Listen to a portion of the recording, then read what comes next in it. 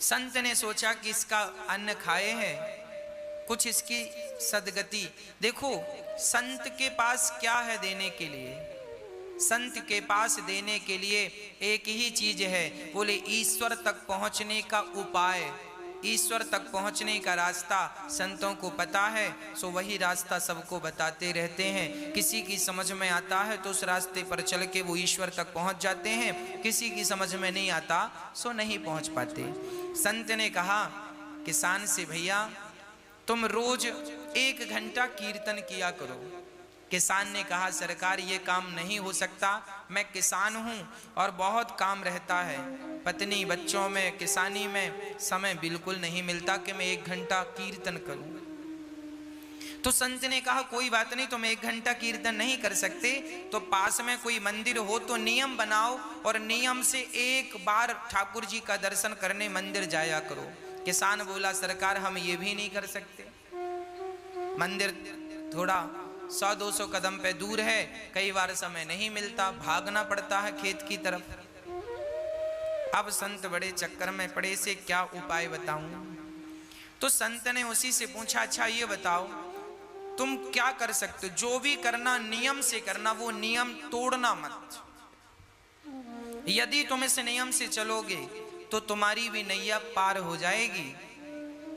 तो किसान बोला मेरे बगल में घर के बाजू में एक कुम्हार रहता है, घड़ा बनाता है, आप कहो तो मैं उसका रोज दर्शन कर लिया करूंगा, ये नियम हो सकता? संत ने कहा ठीक है, तुम उस कुम्हार का दर्शन किया करो, नियम बनाओ कि कुम्हार का दर्शन किए बिना तुम भोजन नहीं करोगे, नियम बनाओ। और कुम्हार को इस भाव से देखोगे कि ये भगवान है, और देखकर राम राम जरूर कर लेना भैया, राम राम, और ठाकुर जी का दर्शन कर लेना, उनमें ही वो ईश्वर है ये सोचकर। भले तुम्हें शुरू में ऐसा लगेगा ये कुम्हार है, ये कुम्हार है, पर धीरे धीरे उसे कुम्हार ना कहकर उसे भगवान जानकर उसको दूर से प्रणाम कर लेना, और देखे बिना ये नियम बनाओ कि भोजन नहीं करोगे। किसान बोला ये ठीक है, ये मेरे बगल में है, मैं रोज देख लिया करूंगा, कोई ज्यादा वक्त नहीं लगेगा। संत चले गए। अब वो किसान रोज कुम्हार को देखता और भोजन करता। पत्नी बोलती भोजन तैयार है, बोले अभी आता हूं देख कर। कुम्हार को जाकर देख लेता और भोजन करने बैठ जाता, फिर अपने काम करता, रोज का नियम था उसका। एक दिन उसने कुम्हार को देखा, सो कुम्हार नहीं था। तो कुम्हार की पत्नी से किसान ने कहा क्यों जी तुम्हारे पति कहाँ हैं, कुम्हार भाई कहाँ हैं? बोले वो तो आज मिट्टी खोदने गए हैं। अच्छा किसान मिट्टी खोदने गया। पत्नी बोली किसान की आओ भोजन ठंडा हो रहा है, भोजन कर लो।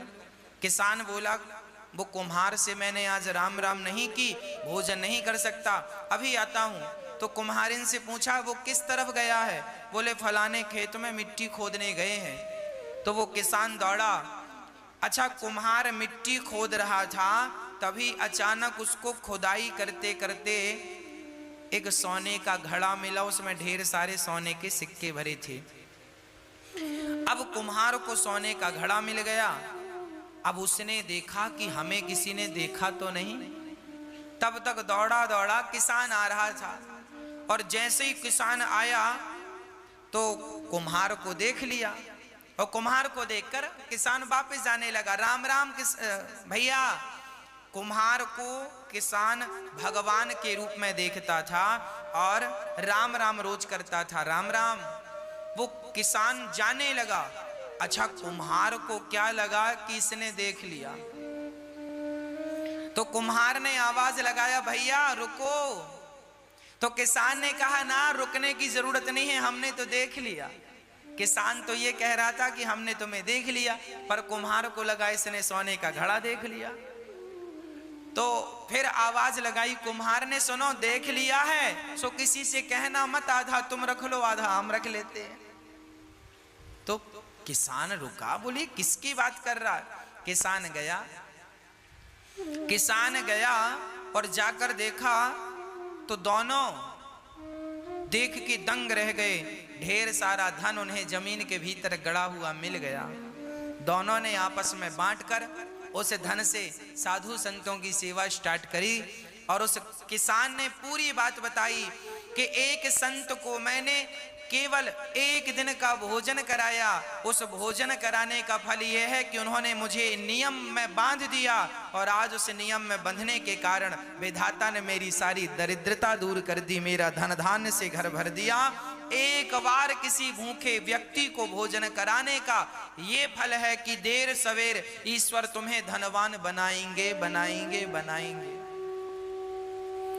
आप एक नियम बनाओ कि रोज भगवान का कीर्तन करेंगे, रोज भगवान का नाम जपेंगे, बिना नाम जपे, बिना कीर्तन किए, बिना ईश्वर का दर्शन किए भोजन ग्रहण नहीं करेंगे। ये नियम, जो व्यक्ति नियम से चलता है उसे भगवत प्राप्ति निश्चित होती है। इसलिए नियम जरूरी है जीवन में। संयम और नियम, संयमी बनो, भोग और विलास से मन को हटाओ और ईश्वर के प्रेम के नियम में बंध जाओ। यही है आनंद। जब व्यक्ति आनंद चाहता है तो भगवान की शरण में जाए तो सारा आनंद से उसका जीवन तन मन भर जाए। विश्वोत्पत्त्यादि है तबे भगवान क्या करते हैं? विश्व की उत्पत्ति, पालन और संहार करते हैं। भगवान का काम है विश्व की उत्पत्ति, पालन और संहार, है ना। भगवान की शरण में जो है उनका बाल भी बांका नहीं होता। तापत्रय विनाशाय दैहिक दैविक भौतिक तापा, राम राज्य काहू नहीं व्यापा। 3 प्रकार के दुख सबके जीवन में होते हैं।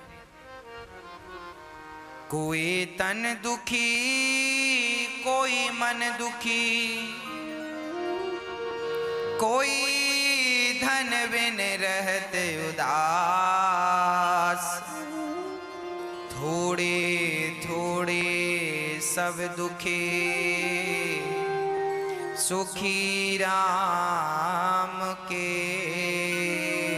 दास। कोई तन से दुखी है, कोई मन से दुखी है, कोई धन के बिना परेशान है। आज सब ही दुखी हैं। कोई तन से दुखी, कोरोना तन से ही तो दुखी कर रहा है। कोई तन के लिए परेशान, तन से दुखी है। कोई मन का रोगी है, मन की इच्छाएं अधूरी रह गई तो डिप्रेशन आ गया, मन में बड़ी चिंता है, मन में बड़ी टेंशन है। हमें बड़ा आश्चर्य लगता है तब जब लोग ये कहते हैं महाराज जी हमें बड़ी चिंता है। हमें सुनकर बड़ा आश्चर्य लगता है तब जब लोग ये कहते हैं कि फला व्यक्ति डिप्रेशन में चले गए। मैं बिल्कुल अपनी प्रैक्टिकली बात कर रहा हूं। मुझे बहुत आश्चर्य लगता है जब ये कहते हैं लोग गुरुजी बड़ी चिंता है। मैं आपसे पूछना चाहता हूं, बताइए आपको किस बात की चिंता है? क्या चिंता है आपको?